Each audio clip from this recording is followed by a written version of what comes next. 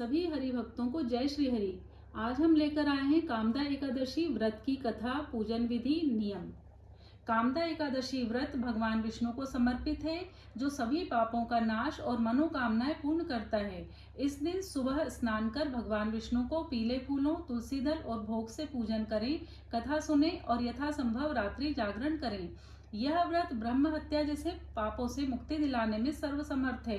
कामदा एकादशी की पूजन विधि इस प्रकार है। प्रातः जल्दी उठकर स्नान करें और स्वच्छ पीले वस्त्र धारण कर व्रत का संकल्प लें।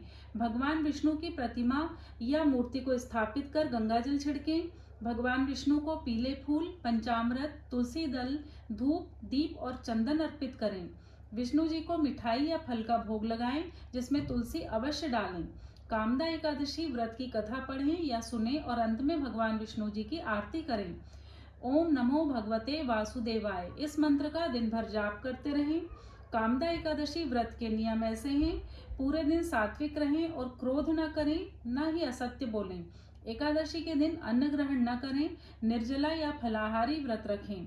भगवान विष्णु की पूजन में तुलसी दल अवश्य शामिल करें। व्रत के दौरान ब्रह्मचर्य का पालन करें। द्वादशी तिथि को पूजा पाठ के बाद ही व्रत खोलें। कामदा एकादशी व्रत की कथा। कामदा एकादशी चैत्र माह के शुक्ल पक्ष की एकादशी को आती है।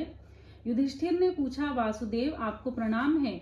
मैं आपसे निवेदन करता हूँ कि आप कृपा कर चैत्र माह के शुक्ल पक्ष की एकादशी का वर्णन कीजिए। श्री कृष्ण बोले, राजन आप पुरानी कथा सुनिए, जिसको राजा दिलीप से वशिष्ठ जी ने कहा था। राजा दिलीप ने पूछा, गुरुदेव चैत्र शुक्ल पक्ष की एकादशी का क्या नाम है? इसमें किस देवता की पूजन होती है तथा इसकी विधि क्या है? महर्षि वशिष्ठ बोले, राजन चैत्र शुक्ल पक्ष की एकादशी का नाम कामदा है। यह सभी पापों को नष्ट कर देती है और पुत्र की प्राप्ति होती है। इसके व्रत से कुयोनि छूट जाती है और अंत में स्वर्ग की प्राप्ति होती है। अब मैं इसका महात्म्य कहता हूँ, ध्यान पूर्वक सुनो। प्राचीन काल में एक नागपुर नामक नगर में पुंडरीक नामक एक राजा राज्य करता था। वहां अनेकों अप्सरा, गंधर्व, किन्नर आदि निवास करते थे। उनमें अप्सराओं में श्रेष्ठ अप्सरा ललिता और उसके साथ ललित नामक गंधर्व भी था। वे दोनों पति पत्नी के रूप में रहते थे। एक समय राजा पुंडरीक गंधर्वों सहित एक सभा में मनोरंजन कर रहे थे। उस जगह ललित गंधर्व भी उनके साथ गीत गा रहा था, परंतु उसकी प्रियतमा ललिता उस जगह नहीं थी। इससे वह उसको याद करने के कारण अशुद्ध गीत गाने लगा। नागराज करकोटक ने राजा पुंडरीक से इस त्रुटि को बता दिया। राजा पुंडरीक ने ललित को श्राप दे दिया, दुष्ट, तू मेरे सामने गाता हुआ भी अपनी पत्नी को स्मरण कर रहा है, तू राक्षस हो जा। राजा पुंडरीक के श्राप से वह ललित गंधर्व उसी समय एक विकराल राक्षस हो गया। उसका 8 योजन का शरीर हो गया। राक्षस हो जाने पर उसको महान दुख मिलने लगे और वह अपने कर्म का फल भोगने लगा। जब ललिता को अपने प्रीतम ललित का ऐसा हाल पता हुआ तो वह अत्यंत दुखी हुई। वह सदैव अपने पति के उद्धार के लिए सोचने लगी, मैं कहाँ जाऊं और क्या करूं। एक दिन वह घूमते घूमते विंध्याचल पर्वत पर चली गई। उसने एक जगह आश्रम देखा, वह उस आश्रम में गई। उसे देखकर ऋषि बोले, शुभे तुम कौन हो और यहाँ किस लिए आई हो? ललिता बोली, हे मुनि, मैं वीर धनवा नामक गंधर्व की कन्या ललिता हूँ। मेरे पति राजा पुंडरीक के श्राप से एक भयानक राक्षस हो गए हैं। आप राक्षस योनि से छूटने का कोई श्रेष्ठ उपाय बताइए। ऋषि बोले, भद्रे, अब चैत्र माह के शुक्ल पक्ष की एकादशी आने वाली है। उसका नाम कामदा एकादशी है। उसके व्रत करने से मनुष्य के समस्त कार्य शीघ्र ही सिद्ध हो जाते हैं।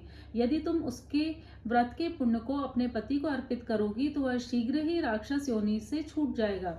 मुनि के वचनों को सुनकर ललिता ने आनंद पूर्वक एकादशी का व्रत किया और द्वादशी के दिन ब्राह्मणों के सामने अपने व्रत का फल अपने पति को देने लगी और भगवान से प्रार्थना करने लगी, हे प्रभु, मैंने जो व्रत किया है उसके पुण्य से मेरे पति राक्षस योनि से शीघ्र ही छूट जाएं। एकादशी का फल देते ही उसका पति राक्षस योनि से छूट गया और अपने गंधर्व रूप में आ गया।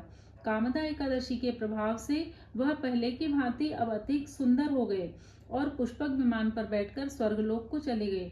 वशिष्ठ जी कहते हैं, हे राजन, इस व्रत को विधि पूर्वक करने से सब पाप नष्ट हो जाते हैं। इस व्रत से मनुष्य ब्रह्म हत्या इत्यादि के पाप और राक्षस आदि योनि से भी छूट जाते हैं। इसकी कथा व महात्म्य के श्रवण व पठन से वाजपेय यज्ञ का फल प्राप्त होता है। कथा का सार: मनुष्य अपने दुखों का चिंतन करे यह बुरा नहीं है, मनुष्य अपने सुखों का चिंतन करे यह बुरा नहीं है, किंतु समय असमय ऐसा चिंतन मनुष्य को अपने कर्तव्यों से विमुख कर देता है, जिससे उसे घोर कष्ट भोगने पड़ सकते हैं। गंधर्व ललित ने भी राक्षस होकर घृणित कार्य किए और कष्ट भोगे, किंतु भगवान विष्णु की कृपा का कोई अंत नहीं है। वह मनुष्य को उसका मनचाहा फल देते हैं, किंतु जब मनुष्य स्वयं कर्म करे और उसका फल किसी दूसरे को अर्पण करे तो उसका वह कर्म तप से भी अधिक प्रभावशाली हो जाता है और पुण्य दान करने वाला देवतुल्य हो जाता है। जैसे भगवान विष्णु की कृपा ललिता और ललित गंधर्व पर हुई, वैसे ही उनके सभी भक्तों पर भगवान विष्णु की कृपा बनी रहे। कामदा एकादशी की बहुत बहुत शुभकामनाएं। जय श्री हरि।